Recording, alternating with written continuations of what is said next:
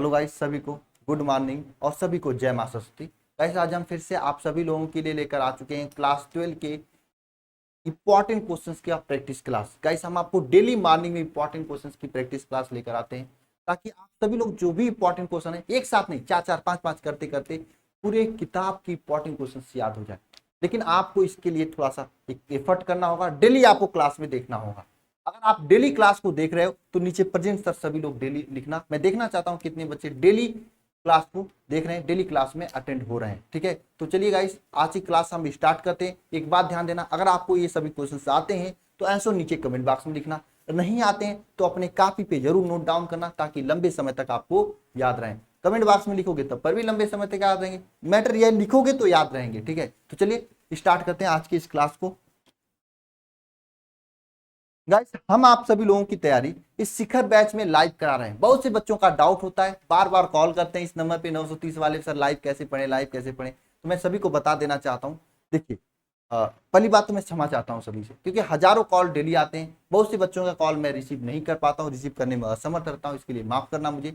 मैं आप सभी लोगों को बता दूं कि शिखर बैच में क्या हो रहा है और कैसे आपको ज्वाइन करना है। आप सभी लोग खुद से ज्वाइन करिए और मेहनत स्टार्ट कीजिए, क्योंकि अपने से थोड़ा सा कदम बढ़ाइए। ठीक है, अगर आप लोग क्लास 11th में नहीं पढ़े, अंदर से डर लग रहा है कि परसेंटेज नहीं आएंगे, समझ में नहीं आ रहा, अगर मेरा पढ़ाया आपको समझ में आ रहा है, आप देख लेना जाए, तो आप सभी लोग मेरे साथ लाइव जुड़िए। अगर आपको रिकॉर्डेड लेक्चर से 10% समझ में आ रहा, लाइव पर जुड़ेंगे तो 100% क्या 200% समझ में आएगा, क्लास में ही याद हो जाएगा। देखिए इस शिखर बैच में हम लाइव पढ़ा रहे हैं, न केवल हम फिजिक्स केमिस्ट्री के अलावा सभी सब्जेक्ट, मैथ हो, बायो हो, इंग्लिश हो, सभी सब्जेक्ट लाइव चल रही है। बहुत ही बेहतरीन तरीके से सर लोग और हम पढ़ा रहे हैं। यहाँ पर आपको डेली लाइव क्लासेस दी जा रही है। लाइव क्लासेस के साथ में लाइव डाउट क्लासेस भी दी जाती हैं। क्लास में अगर आपको कोई भी चीज समझ में नहीं आती है तो उसमें हैंडराइज का ऑप्शन है, हैंडराइज करके मुंह से क्वेश्चन बोल के पूछ सकते हो या कमेंट करके भी पूछ सकते हो। इसके अलावा डेली क्लासेस का क्लास नोट्स पीडीएफ दिया जाता है। पीडीएफ के साथ में आपके असाइनमेंट होते हैं, डीपीपी होते हैं, प्रैक्टिस सेट होते हैं। ऑनलाइन टेस्ट आपका लिया जाता है सैटरडे के दिन, ताकि आपकी तैयारी हो सके बेस्ट। समझ रहे हैं, सीधी सी बात है। आपको जो भी पढ़ाया लिखा गया है पीछे के क्लासेज में, उन सभी का ऑनलाइन टेस्ट लिया जाता है। फिर आपको बताया जाता है गलती क्या कर रहे हो, कितना नंबर आया आपके टेस्ट में। ठीक है, इस तरह से आपकी बेहतरीन तैयारी कराई जा रही है। अल्फा इंस्टीट्यूट ऐप पर आपको डेली क्लास जो होती है, चैप्टर की कंप्लीट होने के बाद आपको मेमोरी चार्ट कुछ दिनों में दिया जाता है, ताकि आप उस चैप्टर को कम समय में रिवाइज कर सकें, तैयार कर सकें। पूरे complete syllabus theory plus important questions के साथ में बेहतरीन तैयारी कराई जा रही है।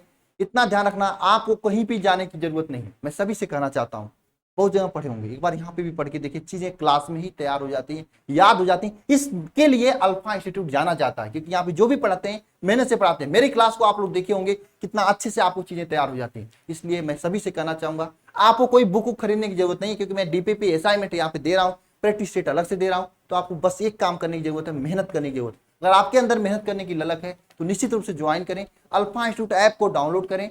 डाउनलोड करके वहां पर अपने नंबर से लॉगिन करके शिखर बैच में जाएं, वहां पे छोटी सी फी है, उसको पे करके ज्वाइन कर सकते हैं। या फिर नीचे नंबर दिया है 930 577 1375, इस पे कॉल करें। हो सकता है 1 2 बार 3 बार में कॉल रिसीव ना हो, तो परेशान मत होना, कॉल करते रहना, कॉल रिसीव होगा। रिसीव होने के बाद बात करके आप अपने बैच में ज्वाइन हो सकते हैं। तो चलिए आज की क्लास स्टार्ट करते हैं। ठीक है, सबसे पहला क्वेश्चन क्या है, पराशर दाब क्या है। ये सभी चीजें मैं शिखर बैच में पढ़ा चुका हूं और बच्चों की प्रैक्टिस करा रहा हूं शिखर बैच। ठीक है, ध्यान देना, आप लोग भी अगर कहीं से भी पढ़े हो प्रैक्टिस कर लीजिए, इंपॉर्टेंट है। पराशर दाब के लिए व्यंजक लिखिए, क्वेश्चन ऐसे ही आपके एग्जाम में पूछा जाता है। ठीक है, पराशर दाब क्या होता है, किसी भी विलयन में तनु विलयन से शांत विलयन की ओर विलाय के कणों का स्वतः प्रवाह क्या कहलाता है, पराशर दाब कहलाता है। यानी इसका परिभाषा क्या, अर्ध पारगम्य झिल्ली से पराशर दाब। परिभाषा सुनिए, देखिए कोई आपका विलयन है, यहाँ बीच में हम एक पर्दा लगा देते हैं, गांव में पर्दा कहते हैं, लेकिन इसका असली नाम होता है अर्ध पारगम्य। देखो भाई, मैं गांव से हूं, गांव की भाषा जानता हूं, झिल्ली। आप इसे गांव की दादी की भाषा में पर्दावा लगा देते हैं, ये कह सकते हो। ध्यान देना सभी लोग, इस विलयनवा में क्या विलयन रखेंगे। ठीक है, इसमें क्या होता है, जो विलाय के कण होते हैं, किसके, विलाय के कण, कण किसके भाई, विलाय के कण। अब विलय विलायक में कौन होता है सर, अरे क्लास में समझाया हूं, और आपके सर आपको नहीं समझा पाए तो आप मेरे से पढ़ लो, मैं समझाया हूं, ऐप पर भी बताया हूं, यूट्यूब पे भी। लेकिन ऐप पे जुड़ोगे तो वहां पर और अच्छे से बताया गया, यूट्यूब पे भी बताया गया बढ़िया से। अब देखो वहां पे विलय विलायक समझ में आ जाएगा। अगर आ रहा है तो नीचे कमेंट बॉक्स में कमेंट कर दो। देखो विलायक के कण क्या होंगे, विलायक के कण तनु सांद्रता से, तनु विलयन से शांत विलयन की ओर क्या करेंगे, स्वतः गति करेंगे। तनु विलयन से विलायक कण क्या होंगे, तनु विलयन से शांत विलयन, विलयन की ओर क्या करेंगे, गति करेंगे। बात समझ में आई। विलायक के कण तनु से शांत विलयन की ओर गति करते हैं, इसको ही क्या कहते हैं, पराशर दाब कराता है। याद हुआ कि नहीं हुआ परिभाषा।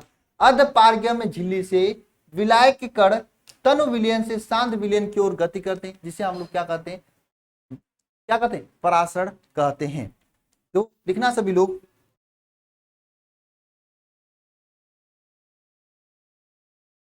पराशर की प्रक्रिया में अर्धपारगम्य झिल्ली से विलायक के कण जो होता है तनु विलयन से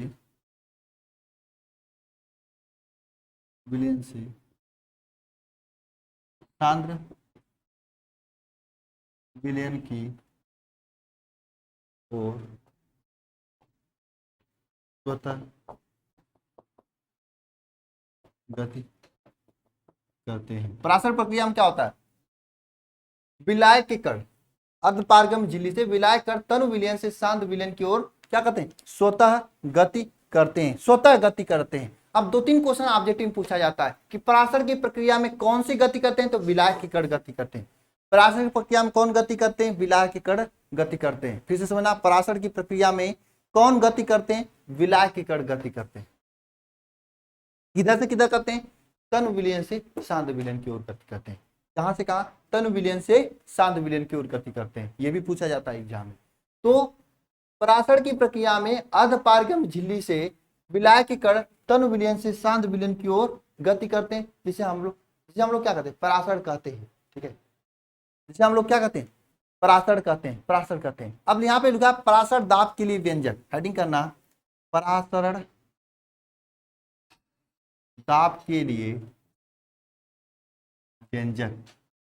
देखो दोनों इंपॉर्टेंट है। सबसे पहले पराशर किसे कहते हैं समझना। पराशर की प्रक्रिया में क्या होती है, अर्धपारगम्य झिल्ली से विलायक के कण तनु विलयन से शांत विलयन की ओर क्या करते हैं, गति करते हैं। क्या होता है इसमें, विलायक के कण गति करते हैं तनु विलयन से शांत विलयन की ओर। अब बात कर लेना पराशर दाब के लिए व्यंजक की, तो पराशर दाब का व्यंजक क्या होता है, P V is equal to I, P V is equal to R N R T, ये पराशर दाब के लिए व्यंजक होता है। इसे हम लोग इस तरह से भी लिखते हैं, P is equal to N upon B R T भी लिख सकते हैं। ठीक है, और एन अपान बी क्या होता है, सांद्रता होता है। एन अपान बी क्या होता है, सी सांद्रता होता है, तो हम क्या लिख सकते हैं, एन अपान बी को एन अपान बी के यहाँ सी भी लिख सकते हैं। तो यहाँ से एक नया समीकरण बन जाएगा, P is equal to N upon B के यहाँ सी लिख दो, सी आर टी, ये भी समीकरण बन जाता है। ये पराशर दाब के लिए क्या हो जाता है, व्यंजक हो जाता है। अब इसका मतलब क्या है, ये हम लोग जान लेते हैं। ध्यान देना यहाँ पे जो P है, P का मतलब क्या है, सांद्रता है। P का मतलब क्या, पराशर दाब।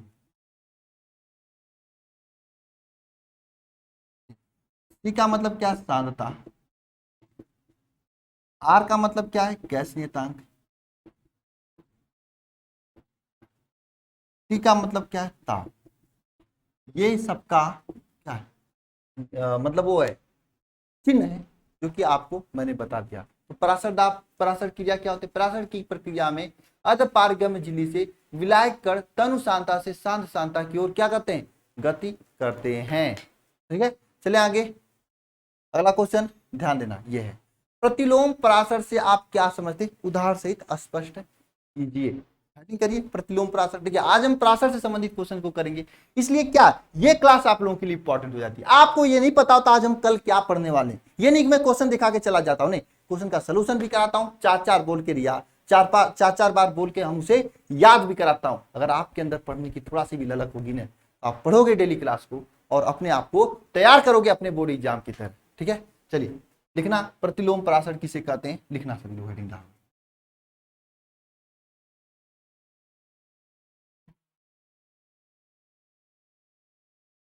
जिसको भी आ रहा है कमेंट बॉक्स में कमेंट करें प्रतिलोम पराशर की परिभाषा। प्रतिलोम पराशर, प्रति पराशर या प्रतिलोम। देखिए प्रतिलोम पराशर को रिवर्स ऑस्मोसिस कहते हैं। आरओ, आरओ का नाम सुने हो, सबके घर में गर्मी गर्मी में कहते हैं आरओ लगवा लो पानी पीने के लिए, क्यों भाई। आरओ, आरओ जो है इस प्रतिलोम पराशर का एक सबसे बड़ा एग्जाम्पल है। पराशर, पराशर की क्रिया के विपरीत प्रक्रिया को क्या कहते हैं, पराशर की क्रिया की विपरीत प्रक्रिया को क्या कहते हैं, क्या कहते हैं बताओ, प्रतिलोम पराशर कहते हैं। पराशर में क्या हो रहा था, तनु विलयन से सांद्र विलयन की ओर जा रहा था विलायक की कण, इसमें सांद्र विलयन से तनु विलयन की ओर आता है। ठीक है, तो आप लिख सकते हैं पराशर की प्रक्रिया के विपरीत प्रक्रिया को क्या कहते हैं, प्रतिलोम पराशर कहते हैं। पराशर की प्रक्रिया के विपरीत प्रक्रिया क्या कहते हैं, प्रतिलोम पराशर कहते हैं। प्रतिलोम पराशर में जो होता है ना, प्रतिलोम पराशर में, प्रतिलोम पराशर में क्या होता है, प्रतिलोम पराशर में विलायक के कण, विलायक के कण जो होते हैं, यह क्या कहते हैं, प्रतिलोम पराशर में विलायक के कण क्या कहते हैं, क्या अधिक सांद्रता से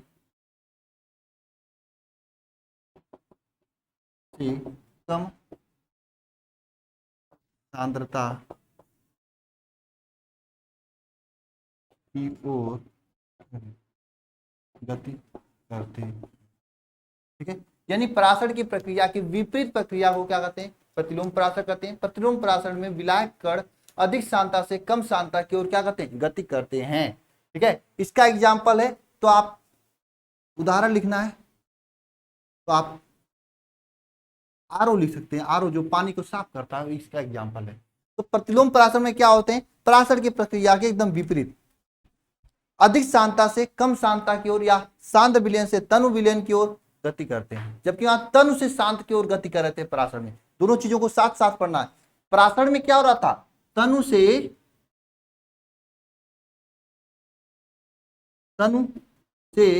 सांद्र की ओर गति हो रहा था, किसमें, पराशर में। जबकि प्रतिलोम पराशर में क्या होगा,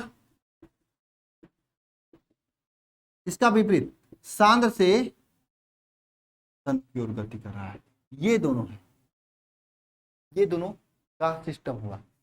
पराशर में क्या होता, तनु से सांद्र की ओर गति कर रहा था, प्रतिलोम में सांद्र से तनु की ओर गति कर रहा है। क्यों गति कर रहा है, विलायक के कण गति करें, ये भूलना मत, विलेयक नहीं विलायक के कण ये गति कर रहे हैं। ठीक है, विलायक के कण गति कर रहे हैं, विलेय के कण नहीं, विलायक के कण गति कर रहे हैं। कौन गति कर रहा है मेरे भाई, विलायक के कण गति कर रहे हैं। ये नहीं कि पूरा चीज जान ले, जिसका शादी होना है दूल्हे का नाम भूल गए। अरे गति तो यही करेगा जिसको जाना है, कौन जाएगा मंडप में बैठने, विलायक के कण जाएंगे। ये नहीं कि शादी तय हो गई दूल्हे को नहीं पता। हाँ, ऐसी बात नहीं है। बहुत सारे ऐसे लोग होते हैं चले जाएंगे किसी के शादी में मुंह उठा के खाने के लिए, लेकिन पता, अरे हो कि नहीं, ऐसा किए हो कि नहीं, सही चीज बताना, कसम से झूठ मत बोलना, झूठ मत बोलना, मैं बता दे रहा हूँ, नहीं तो फिर गलत हो जाएगी। किए हो ना ऐसा, मुंह उठा के किसी की शादी में चले जाएंगे, किसकी शादी है, किससे हो रही, नहीं मतलब, कहाँ हो रही नहीं मतलब, बस खाने से मतलब होता है। तो वही काम सब पढ़ लो कि पराशर में तनु से शांत की ओर गति होता है, प्रतिलोम में शांत से तनु की ओर गति होता है, पता नहीं किसका गति होता है, तो वही मतलब ना, पता रखना विलायक की कण की गति होती है। ठीक है, चले आगे, चला जाए आगे, बताओ नेक्स्ट क्वेश्चन पे चला जाए। अगला क्वेश्चन आप सभी लोगों के सामने आ रहा है, ये वाला, पराशरी समपराशरी विलयन से आप क्या समझते हैं। सम परासरी विलयन से आप क्या समझते हैं, क्वेश्चन का पढ़िए और जवाब कमेंट बॉक्स में लिखिए। तब तक मैं इसको रब कर रहा हूं। उम्मीद करता हूं आप लोगों को समझ में। देखिए सभी लोग क्वेश्चन को पढ़िए। तो सम परासरी विलयन किसे कहते हैं? देखो दो शब्दों से मिलकर बना है, क्या? सम परासरी। कभी कभी क्या होता है, शब्दों से स्पष्ट हो जाता है। किससे स्पष्ट हो जाता है? शब्दों से स्पष्ट हो जाता है कि परासरी क्या होता है, सम परासरी क्या। शब्दों से स्पष्ट है कि नहीं?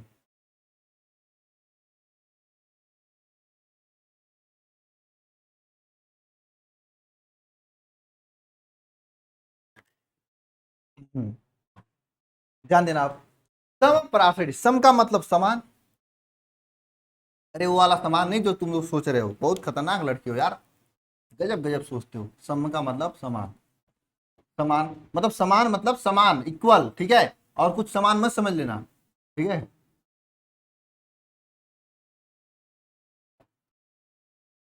समान परासरी। समान परासरी मतलब परासरी का मतलब क्या होता है? परासर दाब। दाब। समान परासर का मतलब परासर दाब, ठीक है। अब देखो क्या होता है, सम परासरी का मतलब होता क्या है, ध्यान देना सभी लोग। ऐसे दो विलयन जिनके परासर दाब समान हो उसे क्या कहते हैं? सम परासरी विलयन कहते हैं। ऐसा विलयन, देखो इतना सिंपल परिभाषा है ना, तब पर भी आप लोगों को याद नहीं होता। पढ़ोगे तब तो याद होगा, इसीलिए तो मैं कर रहा हूँ शिखर बैच बढ़िया है आप लोगों के लिए। ऐसा विलयन जिनके क्या परासरण दाब समान हो, ये क्या कहते हैं? सम परासरणी विलयन कहते हैं समपरासी विलयन कहते हैं। तो क्या कहते हैं? समपरासी विलयन कहते हैं। एग्जाम्पल भी पूछा है तो एग्जाम्पल लिख देना यार, एग्जाम्पल लिख देना, कुछ भी लिख देना। एग्जाम्पल आपका एक 1m CaNO3 ट्वाइस तथा 1m H2SO4। यहाँ पे देखो तब दोनों का क्या परासर दाब समान होते हैं, इसलिए क्या होते हैं ये दोनों Na2SO4 लिख, H2SO4 मजा नहीं देगा, इसलिए क्या ये दोनों समपरासी विलयन है। समझ गए? मैं आ गया एग्जाम्पल, ठीक है। ये समपरासी विलयन है। आज तो मैं आप लोगों को एक क्वेश्चन होमवर्क दे रहा हूं, मैं सभी का कमेंट देखूंगा, देखता भी हूं। नीचे कमेंट बॉक्स में आपको परासरी गुणांक का परिभाषा गूगल करो, फेसबुक करो, व्हाट्सएप करो, इंस्टाग्राम करो, मुझे नहीं पता, लेकिन आंसर सबका कमेंट होना चाहिए, ठीक है। मैं हमेशा नहीं देता हूं, आज दे रहा हूं, क्यों? क्योंकि इंपॉर्टेंट है, ठीक है। चलिए आगे चलते हैं, आज की क्लास में बस इतना ही, ठीक है।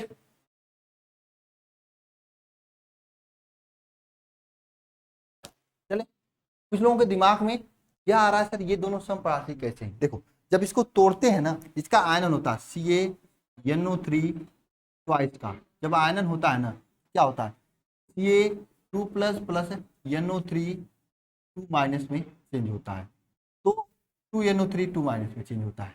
NO3, एक मिनट, Ca2+ NO3- और आगे 2 होता है। कितने आयन होंगे? 3 आयन होंगे, होंगे नहीं 3 आयन, एक या 2 या 3 आयन। इसी तरह से Na2SO4 को ले लो, इसका जब आयनन होता है तो 2Na++SO4- हो जाता है, ठीक है, 2- हो जाता है। यहाँ पे कितने आयन भाई? वो 2 आयन या एक आयन है? 3 आयन, 3 आयन ये होंगे, तो 3 3 आयन है ना यहाँ पे, दोनों में 3 आयन है, इसमें भी 3 आयन है, दोनों के आयन क्या समान है। तो आपको कहीं पे भी 4 ऑप्शन दे दे, पूछे इसमें से कौन दो युग्म समपरासी है, तो बता लोगे। मैंने हालांकि ऐसा क्वेश्चन मैं कराया भी हूँ, ध्यान देना, मैं मॉर्निंग में ही कराया था एक बार, ऑब्जेक्टिव क्वेश्चन पूछा जाता है एग्जाम में, ठीक है। तो इस तरह से आप समपरासी बता सकते हैं आयनों को देखकर, ठीक है। चले आगे, हो गया ना, हो गया, जान गया ना आप लोग? चलो ठीक है, एक क्वेश्चन परासर गुणांक आप बता देना गूगल वोल करके नीचे कमेंट बॉक्स में, और हम मिलते हैं नेक्स्ट वीडियो में। सभी को धन्यवाद, सभी का दिन अच्छा से हो, सभी लोग दिन भर पूरी एनर्जी के साथ में पढ़ाई करें, मूवी वूवी मत देखें, कहीं इधर उधर न जाएं। पूरे दिन एक अच्छा दिन आपके पास है, पूरे दिन भर का आप दिन भर का समय का सदुपयोग करें, मेहनत करें, निश्चित रूप से मां सरस्वती आपकी मेहनत का फल देंगे। सभी को जय मां सरस्वती एक बार फिर से।